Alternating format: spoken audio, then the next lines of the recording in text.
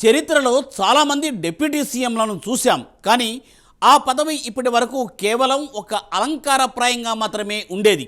అయితే deputy CM పదవికే వన్నె తెచ్చిన నాయకుడిగా సరికొత్త హిస్టరీ క్రియేట్ చేశారు జనసేనాని పవన్ కళ్యాణ్. సినిమాల పరంగా పవన్ అంటే యువతలో ఏ రేంజ్లో ఫాలోయింగ్ ఉందో ప్రత్యేకించి చెప్పనక్కర్లేదు. మరి రాజకీయాల్లో కూడా ఎందుకు పవన్ అంటే అంత క్రేజ్? ఏంటి ఆయన సాధించిన గొప్ప?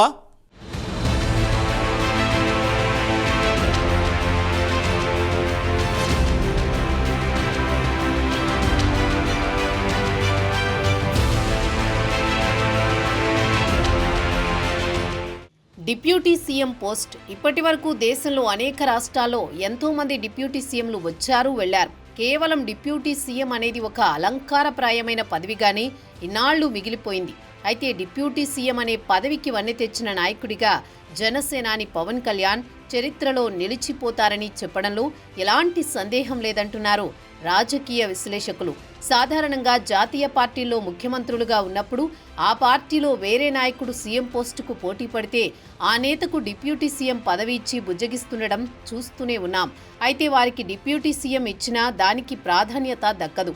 అదేవిధంగా ప్రాంతీయ పార్టీల్లో చూస్తే సామాజిక వర్గాలకు ప్రాధాన్యత కట్టబెట్టాల్సిన తరుణం వచ్చినప్పుడు ఆ సందర్భంలో డిప్యూటీ సీఎం పదవులు ఒకటి కంటే ఎక్కువగా కూడా ఇస్తూ ఉంటారు. అయితే వారందరికీ డిప్యూటీ సీఎం పదవి అన్నది అలంకారప్రాయంగా మాత్రమే ఉండిపోయింది. వారికి ఎలాంటి పవర్స్ ఉండవు, ఇవ్వరు. కానీ పవన్ కళ్యాణ్ డిప్యూటీ సీఎం స్థాయి రేంజ్ని మరింత ఉన్నత స్థితికి తీసుకువెళ్లారని చెబుతున్నారు పరిశీలకులు. నిజానికి పవన్ కళ్యాణ్కు ఆ స్థాయి, ఆ రేంజ్ అర్హతకు తగ్గవే.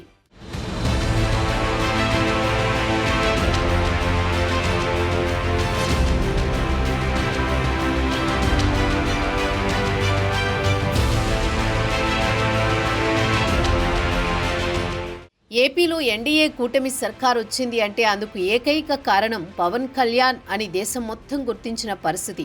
అటు కేంద్రంలోనూ ఎన్డీఏ సర్కార్ వచ్చింది అంటే పవన్ కళ్యాణ్ చొరవే. తెలుగుదేశాన్ని కూటమిలోకి తీసుకురాకపోయి ఉంటే పరిస్థితి ఎలా ఉండేదో ప్రత్యేకించి చెప్పక్కర్లేదు. అయితే జగన్ పాలనలో అప్పటి ప్రత్యర్థి పార్టీలను ఇబ్బందులు పెడుతూ ఉక్కుపాదం మోపి అణిచివేయాలి అనుకుంటున్న తరుణంలో పవన్ కళ్యాణ్ చొరవ తీసుకుని కూటమిని ఏర్పాటు చేశారు. తాను తగ్గి రాష్ట్రం కోసం అంటూ కూటమిని అధికారంలోకి తీసుకొచ్చారు. 175 సీట్లు గెలుస్తామంటూ కలలుగన్న వైసీపీని 11 సీట్లకే పరిమితం చేశారు. ఇక పవన్ కళ్యాణ్కు కూటమి ప్రభుత్వంలో డిప్యూటీ సీఎం పదవి దక్కింది. అయితే డిప్యూటీ సీఎం పదవిలో ఉన్న సీఎం స్థాయి గౌరవంతో, హోదాతో, పవర్స్తో వెలుగొందుతున్నారు పవన్. ఆ పవర్, హోదాలను పాలనలోనూ అదేవిధంగా పనితనంలోనూ చూపిస్తున్నారు పవన్ కళ్యాణ్. ఒక సోషల్ మీడియా ఇష్యూ అయితేనేమి, కాకినాడ పోర్టుకు సంబంధించి రేషన్ బియ్యం అక్రమ రవాణా వ్యవహారం అయితేనేమి, పవన్ ఎక్కడ ఏ పనిలో ఎంటర్ అయినా దానికి సంబంధించి గుట్టు మొత్తం బయటికి వచ్చేస్తోంది. పాలనలో తనదైన పంథాతో దూసుకెళ్తున్న పవన్ అనేక సంస్కరణలు తీసుకొస్తూ, లోపాలను సరిచేస్తూ, ప్రజాభీష్టం మేరకు ప్రజలకు ఏమి కావాలో వాటిని పరమావధిగా ముందుకు తీసుకువెళుతున్నారు.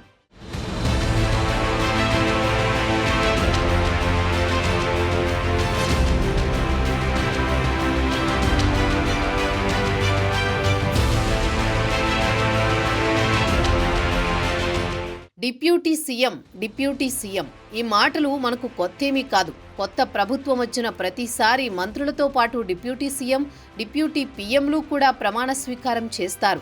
డిప్యూటీ సీఎంగా బాధ్యతలు కూడా తీసుకుంటారు.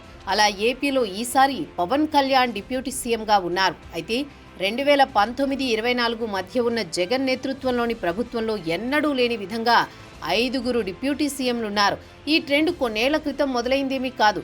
దశాబ్దాలకు పూర్వం నుంచే డిప్యూటీ సీఎం పదవులు ఏర్పాటు చేయడం ఒక ఆనవాయితీగా వస్తూ ఉంది. ఉమ్మడి రాష్ట్రం ఉన్నప్పుడే తొలిసారి 1956లో కొండా వెంకట రంగారెడ్డి డిప్యూటీ సీఎంగా బాధ్యతలు నిర్వహించారు. అయితే నేడు ఏపీలో డిప్యూటీ సీఎం హోదాలో పవన్ కళ్యాణ్ కొనసాగుతున్నారు. అయితే గతంలో డిప్యూటీ సీఎంలు అలంకారప్రాయంగా మాత్రమే పదవుల్లో ఉంటే పవన్ మాత్రం పవర్ చూపిస్తున్నారన్న చర్చ సర్వత్రా వినిపిస్తోంది.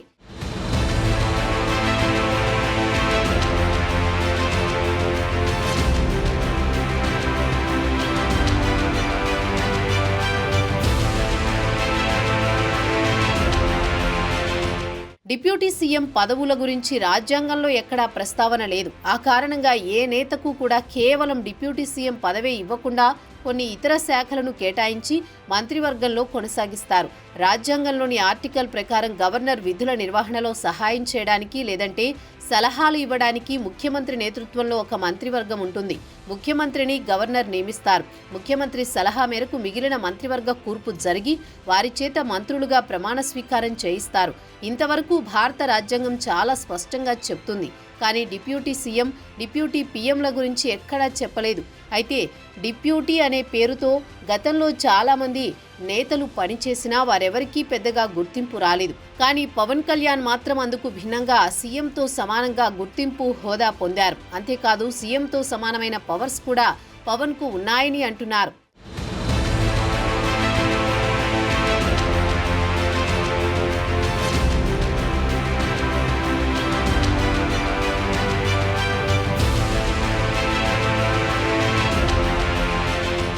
ప్రజలు కూడా పవన్ను ప్రత్యేకంగా చూస్తున్నారు. ఎందుకంటే ఆయనను అందరిలాంటి నాయకుడిగా భావించడం లేదు. ఎందుకంటే పవన్ 100 కోట్ల ఆదాయాన్ని వదిలేసుకుని, ఉన్నతమైన జీవితాన్ని వదిలేసుకుని ప్రజా జీవితంలోకి వచ్చారు. అంతేకాదు తాను సంపాదించిన మొత్తాన్ని ప్రజలకే ఇచ్చేస్తున్నారు.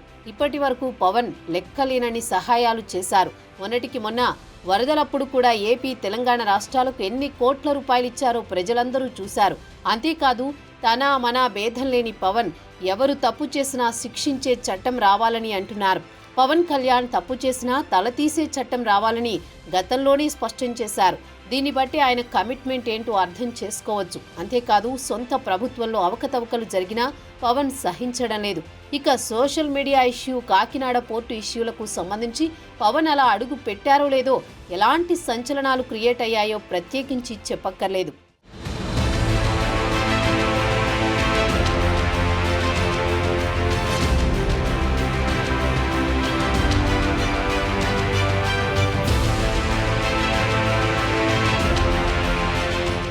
రెండు 2024 ఎన్నికల్లో గెలుపు మొదలుకుని ఇప్పటి వరకు పవన్ ఏం చేసినా అదొక సంచలనమే అవుతోంది. డిప్యూటీ సీఎంగా ఒక రేంజ్లో దూసుకువెళుతున్నారు. ప్రమాణ స్వీకారానికి ముందే తన మార్కు మొదలుపెట్టిన సేనాని ఇప్పటి వరకు ఆయన ఏది చేసినా అదొక పెను సంచలనంగానే మారుతోంది. Seize the ship. ఇప్పుడు ఈ డైలాగ్ ఎక్కడ చూసినా, ఎవరి నోట చూసినా వినిపిస్తోంది. సినీ జీవితంలో పవన్ కళ్యాణ్ డైలాగ్స్ ఎంతలా ఫేమస్ అయ్యాయో ప్రత్యేకంగా చెప్పాల్సిన అవసరం లేదు. ఇక హావభావాలు, స్టైల్ గురించి అయితే మాటల్లో చెప్పలేం. అంతే, ఇప్పుడిక రాజకీయాల్లోనూ పవన్ ఒక ట్రెండ్ సెట్టర్. పవన్ ఎక్కడ పర్యటించినా అదొక సంచలనమే అవుతోంది. ముఖ్యంగా ఈ మధ్య కాకినాడ టూర్ ఎంతలా బర్నింగ్ టాపిక్ అయిందో తెలిసిందే. ముఖ్యంగా సీజ్ ద షిప్ అనే డైలాగ్ అయితే దేశవ్యాప్తంగా బాగా వైరల్ అయింది. ఎంతలా అంటే ఇదే పేరుతో సినిమా కూడా వచ్చేంత ఫేమస్ కావడం విశేషమని చెప్పుకోవచ్చు.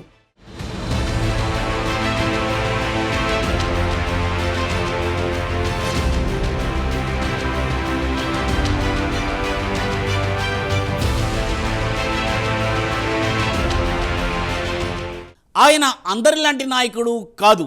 అసలు ఆయనకు రాజకీయాలే అవసరం లేదు. వేల కోట్ల ఆదాయాన్ని వదిలేసుకుని రాజకీయాల్లోకి వచ్చిందే వ్యవస్థను మార్చడం కోసం. సాధారణంగా రాజకీయ నేతలు తమ పని తాము చూసుకున్నామా, సైలెంట్గా ఉన్నామా అన్నట్లుగా ఉంటూ ఉంటారు. కానీ అందరిలాగే అయితే ఆయన పవన్ కళ్యాణ్ ఎందుకు అవుతారు? ఖచ్చితంగా వ్యవస్థలో మార్పులు తేవడానికే ముందడుగులు వేస్తారు పవన్. ఎన్ని అడ్డంకులు ఎదురైనా అనుకున్నది చేసి చూపిస్తారు. ఈ క్రమంలో పదవులను కూడా లెక్క చేయని మనస్తత్వం పవన్ది. అటువంటి తెగింపే పవన్ను ప్రత్యేకంగా నిలిపింది. రాజకీయ నాయకుడంటే ఇలాగే ఉండాలి కదా అని దేశమంతా ఆయన గురించి మాట్లాడుకునేలా చేసింది.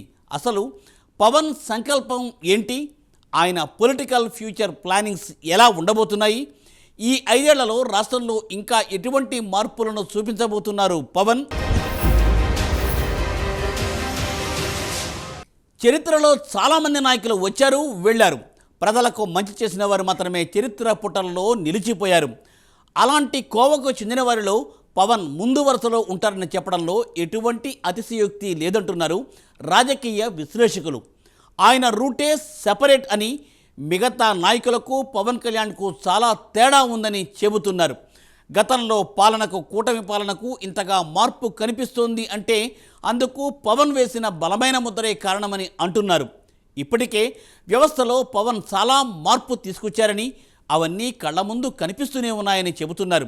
అసలు ఆంధ్రప్రదేశ్ రాజకీయాలపై పవన్ ప్రభావం ఏ మేరకు ఉంది, పాలనలో ఆయన తీసుకొచ్చిన సంస్కరణలు ఏంటి, జనసేనానిపై ప్రజల్లో ఎలాంటి అభిప్రాయం ఉంది, ఇవన్నీ భవిష్యత్తులో జనసేన బలోపేతానికి ఊతం ఇవ్వబోతున్నాయా?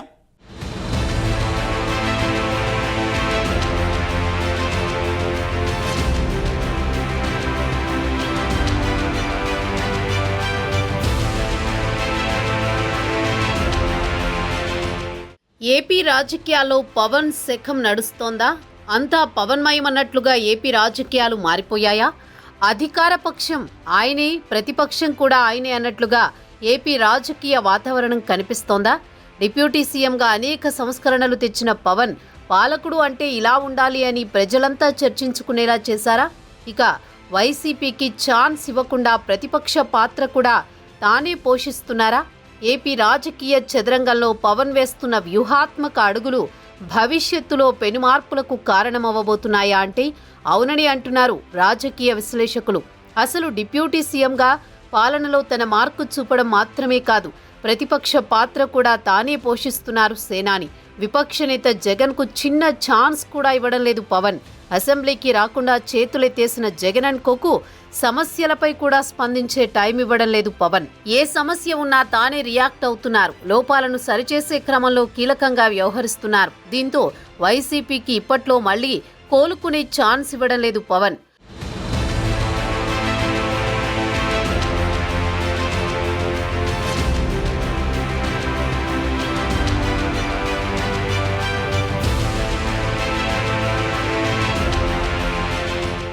వైసీపీ పోషించాల్సిన పాత్రను కూడా పవన్ కళ్యాణే పోషిస్తున్నారు. వైఫల్యాలను ఎత్తిచూపుతూ అధికారులను పరుగులు పెట్టిస్తున్నారు. సోషల్ మీడియాలో వైసీపీ కార్యకర్తలు అసభ్య పోస్టులు పెట్టడాన్ని పవన్ కళ్యాణ్ తొలుత లేవనెత్తారు. ఆ తర్వాత ఏం జరిగిందో లోకమంతటికీ తెలిసిందే. వరుసగా సోషల్ మీడియా ఉన్మాదుల అరెస్టులు జరుగుతున్నాయి. ఇక తాజాగా కాకినాడ పోర్టు వ్యవహారాన్ని పవన్ కళ్యాణ్ సీరియస్గా తీసుకున్నారు. అసలు ఇక్కడ రేషన్ బియ్యం స్మగ్లింగ్ ఇష్యూ మాత్రమే అనుకుంటే అంతకు మించిన సంచలనాలు బయటకొచ్చాయి. బలవంతంగా జగన్ హయాంలో తన నుంచి పోర్టు వాటాలను రాయించుకున్నారంటూ కేవీ రావు అనే పారిశ్రామికవేత్త బయటకు రావడం సంచలనంగా మారింది. దీంతో పవన్ అడుగు పెడితే గత పాలన తాలూకా అవకతవకల గుట్టంతా బయటపడడం ఖాయమన్న వాదన రాజకీయ వర్గాల్లో వ్యక్తమవుతోంది.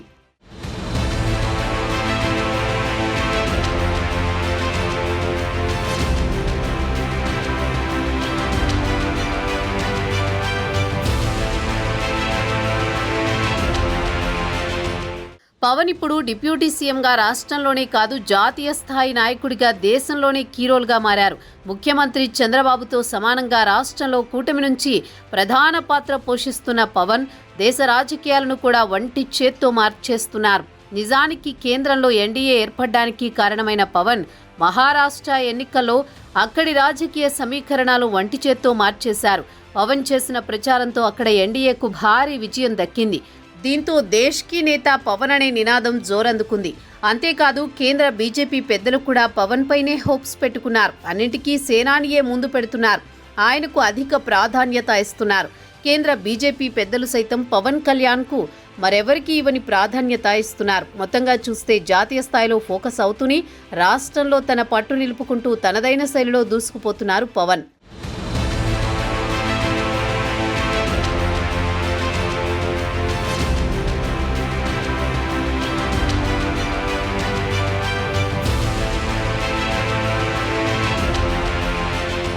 చాలా మంది నాయకులు రాజకీయాల్లోకి వస్తుంటారు, పోతుంటారు. కానీ రాజకీయాల్లో మంచి పేరు తెచ్చుకునేందుకు చాలా కష్టపడాలి. అందుకోసం దేనికైనా సిద్ధంగా ఉండాలి. సాంప్రదాయ రాజకీయాలకు భిన్నంగా రాజకీయాల్లో సరికొత్త మార్పు దిశగా పవన్ కళ్యాణ్ పయనం సాగుతోంది.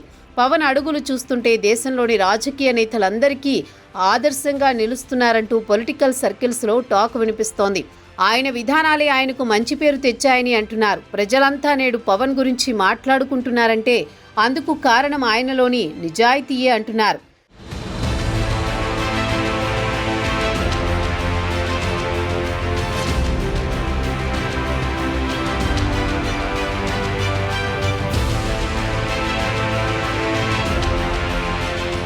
పవన్ కళ్యాణ్ ఈ పేరు వింటే ఎవరికైనా పూనకం వచ్చేస్తుంది. ఎందుకంటే ఒక సినిమా హీరోగా మాత్రమే కాదు, ఒక మానవతావాదిగా, డబ్బుపై ఆశ లేనివాడిగా, సంపాదించిన మొత్తం సమాజానికి సేవ చేసేందుకు వెచ్చించే వ్యక్తిత్వం శత్రువులకు సైతం నచ్చుతుంది.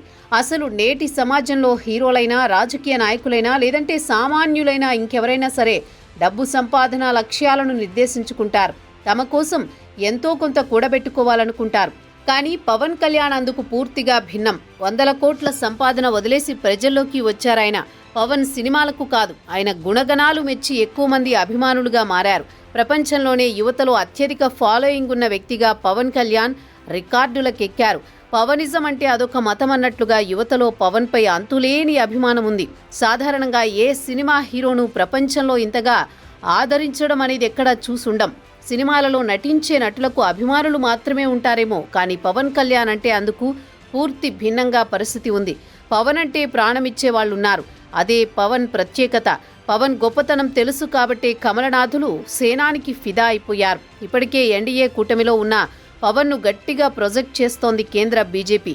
ఎందుకంటే మొదటి నుంచి బీజేపీ సిద్ధాంతాలకు, బీజేపీ ఆశయాలకు చిహ్నమన్నట్లుగా పవన్ మెలుగుతూ వస్తున్నారు. మొత్తంగా చూస్తే రాష్ట్రంలోనే కాదు, కేంద్రంలో సైతం చక్రం తిప్పే స్థాయికి పవన్ ఎదిగారని సర్వత్రా కామెంట్స్ వినిపిస్తున్నాయి.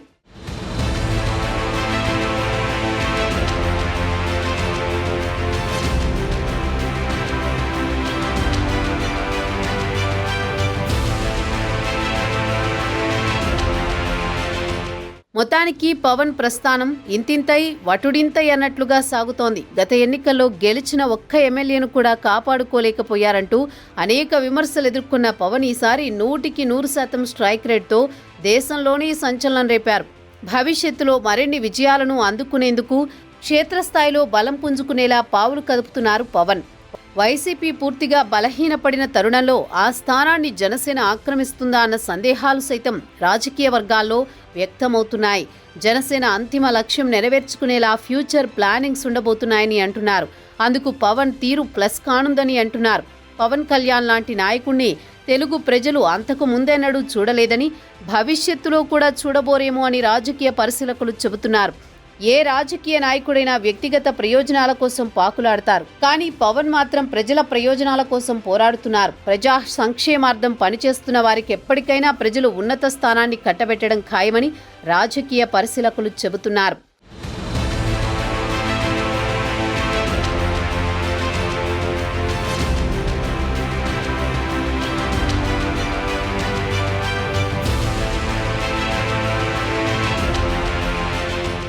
తమ కోసం, తమ తరువాతి తరాల కోసం 100,000 కోట్లు కూడబెట్టుకుంటున్న నేటి రాజకీయ వ్యవస్థలో పవన్ లాంటి నాయకులను చాలా అరుదుగా మాత్రమే చూడగలమంటున్నారు రాజకీయ పరిశీలకులు.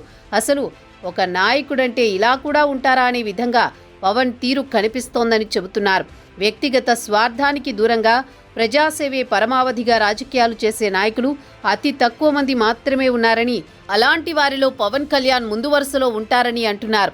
రాజకీయాల్లోకి ఎంతో మంది వస్తుంటారు, పోతుంటారు, కానీ ప్రజలు గుర్తుంచుకునేది మాత్రం అతి తక్కువ మందిని మాత్రమే. ఇటు రాష్ట్రంలో, అటు జాతీయ స్థాయిలో పెద్దన్న పాత్ర పోషిస్తూ దూసుకెళ్తున్న పవన్ పొలిటికల్ ఫ్యూచర్ ముందు ముందు ఏ మలుపు తిరుగుతుందన్నది కాలమే తేల్చాలి.